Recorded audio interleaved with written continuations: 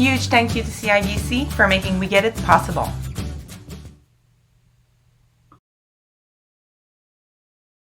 Hi, welcome to a new episode of We Get It. My name is Karine Chalifour. I'm the Program Director with Young Adult Cancer Canada. Thank you for joining us for this new episode. This season, we've actually changed things up a little bit, as you will notice. We will bring you every week, every Monday night, 7 p.m., we will bring you sessions that we have recorded and edited from our past events, sessions that are with amazing health professionals and friends across the country, some stories from Yackers as well. And we will talk about issues that are, we know, real things and real issues for the young adults we work with, and for topics like fear of cancer recurrence, body image, movement and exercise, mindfulness, legacy, palliative care. We are going to touch on a bunch of content. So we hope that those sessions are going to provide you with information and tools to help you live life and love life, and hope you get to join us every week and share with anyone who could be interested. So let's start now with this next episode of We Get It. Enjoy.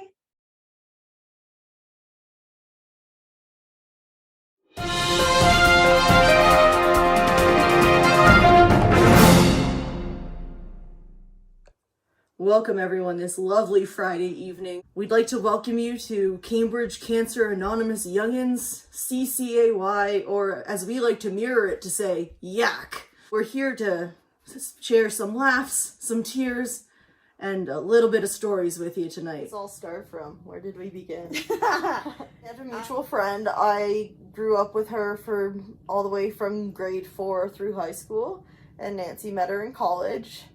And she was having a party that we were both invited to.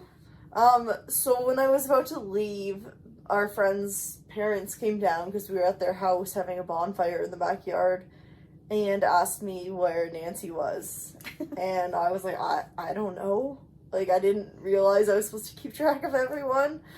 So they asked me if I could go looking for Nancy. Nancy? Nancy? Nancy! Nancy, where are you? You're way up there. Come down. No. You should see the stars from up here. I can see the stars from here. You're not that much higher. And we know that you don't remember the night. I think that summarizes our first meeting. Let's fast forward with a quick timeline. 2006, my first year of college, met Sarah through a mutual friend.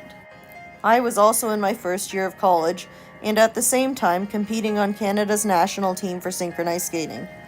2008, graduated college, connected with Sarah occasionally. I loved to party, I loved to drink, and I loved to live large. I was still studying graphic design. 2009, I started my first career, my first daycare. I graduated with my degree in graphic design and found a new job. 2011, huge life event, failed relationship. I started university at Trent for pre-med. 2013, I finally found my dream job. I graduated and started applying to grad schools. 2014, life is good, adventures. I'm still in school. Now I'm in St. Catharines doing my graduate degree in speech and language sciences. 2015, I bought my house, but Mom was also diagnosed with ovarian cancer. Well, I was still in school, but now working on my master's degree in Pennsylvania. 2016, I got the NED for my mom. What a great year this was for me, too. I lived in Florida, Ohio, Pennsylvania, and Ontario all in a year. I graduated with my master's in speech-language pathology and started finding my dream job. I traveled to Rome and several other places. I also happened to go on a canoe trip where I found a lump in my arm at the end and was worried it was a tick, so testing started. 2017, my mom was diagnosed with terminal cancer. I continued working at my dream job. Also, the testing continued. And good news, it wasn't a tick. Bad news, it was cancer. I guess you're wondering how our stories ended up becoming that we're now inseparable and always together. I was diagnosed with cancer at the same hospital on the same day, close to the same time as Nancy's mom died of cancer. However, I won't learn of that until well after that day. I didn't want Nancy worrying about me, and so not to tell her. So when I found out about Sarah's diagnosis, I was about a month out probably of my mom's passing. I was getting back to what was the new way of life, or whatever they say. But then I realized that, holy shit, this girl is going through what my mom just went through, and that fucking sucks. So, in typical Nancy fashion, I kind of bombarded her with some messaging. A lot of instant messages. So I messaged her things like, hey, I know it's not the same, but I kind of get it. if you're feeling angry, you can yell at me. I ignored all of them until the day before I started treatment. So it was The end of May. It was 3 a.m. in the morning. So I guess the next day. 3 a.m. and I was like, oh well, I'll go online, because I was having an existential crisis, as we all do at 3 a.m. in the morning when we're sick, because that's when our brains go there. And I went online hoping that one of my friends that I've made from around the world would be on to talk to and to distract me. And the only person online was Nancy. I just said hello.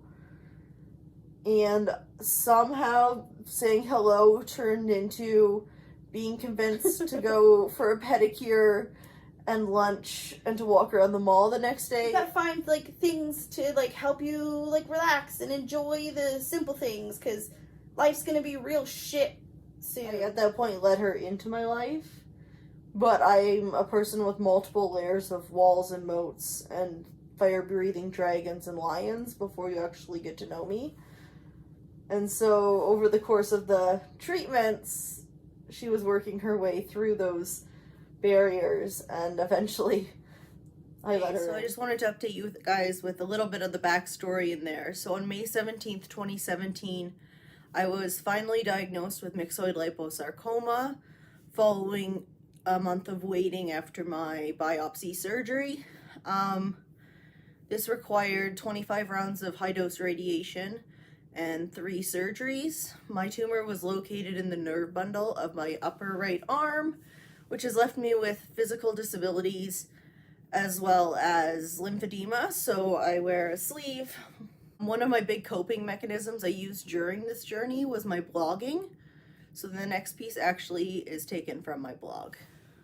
In this next segment, I want to share with you one of my favorite Friday night activities, writing letters to my tumor named Bob. Dear Bob, I know this is not the most personal way to do this, but you just don't seem to be getting the hints and subtle requests over the last few months. We are just not right for each other. I know you and I have always done some great things. Blue Jays games, dinners out, movies, a trip to Florida, and met some other great people along the way. But our relationship is very toxic and parasitic. It is not healthy for either of us to continue the way we are. I think it is time for us to take some space away from each other. I wish I could say it's not you, it's me, but honestly, it is you. I feel you are way too clingy and don't give me enough personal space. You're always hanging off my arm. I feel like you are always with me, and I have no time for myself. You deserve someone who appreciates you and gives you the attention you deserve. I think at this time we both want different things out of this relationship and won't be able to find a way where we will both be happy. I feel like as time goes on, we are taking 2 different paths in life, completely opposite directions. We do not share similar end goals that we are working towards. At this time, I just need time to focus on my career, and I'm not ready for this level of commitment. I feel I am too young to be tied down to this type of relationship. I know this is probably a lot for you to take, but I just need some time and space to work on myself. I honestly can't see a future with the two of us together and think it is time we move on. I know you need some time to move out and find a new place. I found you a great home in Toronto and will help you move out on September 6th. Believe me, this breakup will be painful for the both of us, but it is for the best. I wish I could say we can still be friends, but honestly, I don't want to ever see you, your friends, or your family again. I hope you can honor this request. Thanks for the last year. It's not what I expected, but definitely was an adventure. Love, Sarah. Definitely his problem, not yours. My first real cancer experience was with my mom, and that experience pretty much broke me. The day we got her diagnosis was like nothing could happen even worse in the world. It's like a rug pulled out from under my feet. The biggest challenges would have to be admitting that I needed help because I didn't think anything was wrong. I still have good days and really terrible days. Tell them that it's going to be okay. And I would tell them that it's also okay to be mad. It's okay to be sad. It's okay to question everything. But it's not okay to just give up. As a supporter, when I was a supporter for my mom and how I'm a supporter now for Sarah, I think it's so important to listen, to be open, and to be vulnerable on both sides. Everyone tells supporters that you have to be the strong one, and they're not wrong. You are strong as a supporter, but you also need to take care of yourself. When I was at my worst, I struggled with not wanting to get out of bed because getting out of bed wasn't worth it to me. I didn't see the value in me being present. I didn't see that anybody needed me, whereas the person I was supporting really did need me. But having mental health as an issue yourself and trying to support someone who also struggles in the mental health department, it's hard. I don't want to tell them I'm having a bad day because their day is always worse and I'm not the one who's sick, and I always told myself that I should never expect anyone to understand that my feelings were important, because at the time I didn't think so. It wasn't until intensive therapy and medication that I realized that perhaps I am important. And still to this day, some days I don't think I am. Well, mental health's always been a part of my life and a struggle I've dealt with. Grade 12 year, my one art teacher finally pointed out to my parents that my anxiety was above and beyond what she normally sees. Started seeing a social worker and first got medicated. And since then I've been on and off medications for anxiety issues. So the whole cancer experience has really been a struggle for me when it comes to mental health. Even when I was trying to find out what was wrong with me and going through testing and waiting, my anxiety was at an all-time high. Once I was diagnosed, I took a quick nosedive down and for the first time in my life experienced depression along with anxiety. So I felt the depression that I didn't want to get out of bed, but I felt the anxiety that I needed to get out of bed and do things to prove that I was fine still. As my cancer experience has gone on, My mental health has taken some ups and downs, and it's really been a challenge. If I was positive, then I wouldn't be depressed. If I was strong, then I wouldn't be anxious, and that it was therefore my fault. I think for me, the biggest challenges was that I knew something was wrong, and I knew I needed more help than I could give myself. But because I wasn't working and I didn't have access to those things, I couldn't get the help.